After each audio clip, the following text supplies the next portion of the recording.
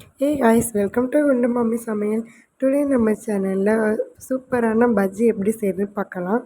So அதுக்கு பார்த்தீங்கன்னா ஒரு வாழைக்காய் வந்து நான் எடுத்திருக்கேன். இந்த வாழைக்காயில் பார்த்தீங்கன்னா 2 சைடு வந்து இருக்கிற கார்னர்ஸ் வந்து கட் பண்ணி ரிமூவ் பண்ணிடுங்க. தென் பார்த்தீங்கன்னா இதில் இருக்க தோலெல்லாம் வந்துட்டு இங்கே ரிமூவ் பண்ணி வச்சுக்கோங்க. ஸோ கார்னரில் இந்த மாதிரி கொஞ்சமாக தோல் இருக்கிற மாதிரி பார்த்துக்கோங்க. அப்போ தான் வந்து நமக்கு ஸ்லைஸ் போடுறப்ப ஸ்ட்ராங்காக இருக்கும். ஸோ நான் பார்த்திங்கன்னா இதுலேயும் இதில் வந்து ஸ்லைசஸ் பண்ணி எடுத்துக்கிறேன். பார்த்திங்கன்னா ரொம்ப வந்து லேஸாக சாஃப்டாக வந்திருக்கும். ஸோ இது வந்து நீங்கள் வந்து வேறு ஏதாவது ஸ்லைஸ் போடுற வாழைக்காய் வந்து பஜ்ஜி போடுற ஸ்லைசஸ் நீங்கள் வச்சுருந்தீங்கன்னா அதில் கூட போட்டு எடுத்துக்கோங்க.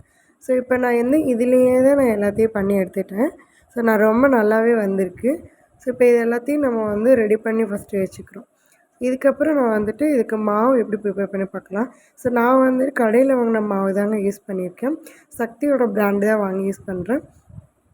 இதில் பார்த்தீங்கன்னா நீங்கள் உங்களுக்கு இந்த மாவு வந்து உங்களுக்கு ப்ரிப்பேர் பண்ணணும் அப்படின்னா அதை நீங்கள் உங்களுக்கு அந்த வீடியோ வேணும்னா எனக்கு கமெண்டில் சொல்லுங்கள். நெக்ஸ்ட்டு வந்து உங்களுக்காக அந்த வீடியோ வந்து நான் அப்டேட் பண்ணுறேன். ஸோ இப்போ பார்த்தீங்கன்னா நான் கடையில் வாங்கின மாவு தான் யூஸ் பண்ணியிருக்கேன். இதில் வந்து தேவையான மாவு எடுத்துகிட்டு இப்போ இதில் ஆக்சுவலி பார்த்திங்கன்னா கடையில் வாங்குறப்போ அதில் வந்து சால்ட் வந்து போதுமானதாக இருக்காது. அதுக்காக திரும்ப நான் இது கூட வந்து கொஞ்சமாக வந்து சால்ட் வந்து ஆட் பண்ணியிருக்கேன். ஸோ இப்போ அந்த சால்ட் வந்து நல்லா வந்து இந்த மாவோட மிக்ஸ் ஆகிற மாதிரி மிக்ஸ் பண்ணி விட்டுக்கோங்க. இப்போ வந்து இதில் தேவையான அளவு தண்ணி சேர்த்து இந்த மாவை நல்லா நம்ம பிசைஞ்சிக்கலாம். ஸோ இதில் வந்து நான் வந்து ஸ்பூன் வச்சு இது பண்ணல, ஏன்னா கையிலேயே தான் வந்துட்டு மாவை கலந்து விடுறேன். ஏன்னா இதில் வந்து பார்த்திங்கன்னா கடையில் வாங்கின மாவு அப்படின்றனால கொஞ்சம் சின்ன சின்ன கட்டிகள்லாம் இதில் இருக்குது. இதுக்காக நான் கையை வச்சு அந்த கட்டிகள் எல்லாம் வந்துட்டு நான் கரைச்சி விட்டுருக்கேன். ஸோ தண்ணி வந்து நீங்கள் வந்து கொஞ்சம் கொஞ்சமாக சேர்த்துக்கோங்க. ஸோ இப்போ பார்த்திங்கன்னா இது எந்த மாவு கன்சிஸ்டன்சிக்கு இருக்கும்னா நம்ம தோசை ஊற்றுறப்ப எந்த கன்சிஸ்டன்சிக்கு இருக்குமோ ஸோ அந்த அளவில் எடுத்துக்கோங்க.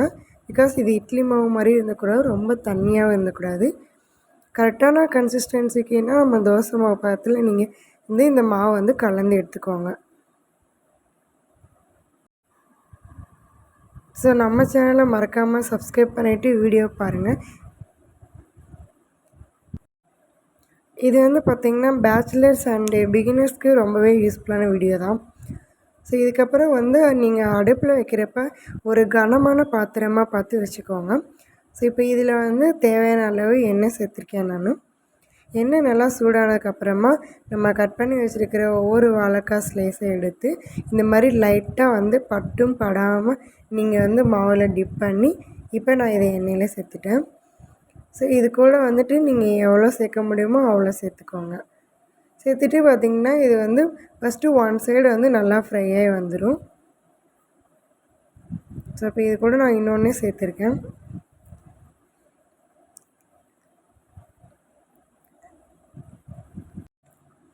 இது பார்த்திங்கன்னா ஒன் சைடு நல்லா ஃப்ரை ஆனதுக்கப்புறம் நீங்கள் திருப்பி அதை டபுள் சைடு மாற்றி விட்டு 2 சைடு நல்லா ஃப்ரை பண்ணி எடுத்துக்கோங்க.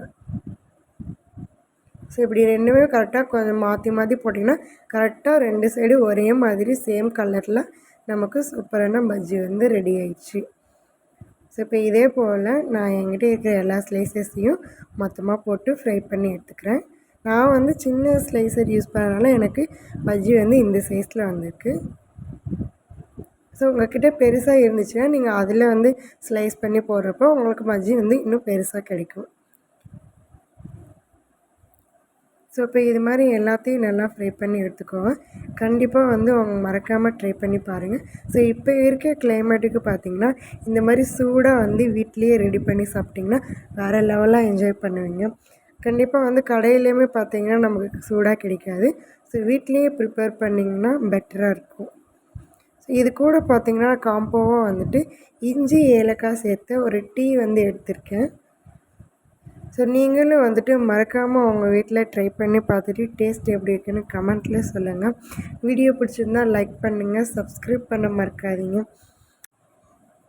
ஸோ இப்போ பாருங்கள், நான் உங்களுக்கு இதை வந்துட்டு பிச்சு காட்டுறேன். உள்ளே எல்லாம் பாருங்கள் கரெக்டாக வந்து வெந்து வந்திருக்கு. ஸோ மறக்காமல் இந்த இப்போ இருக்க ரெய்னி சீசனில் நீங்களும் வீட்டில் ட்ரை பண்ணி பார்த்து என்ஜாய் பண்ணுங்கள்.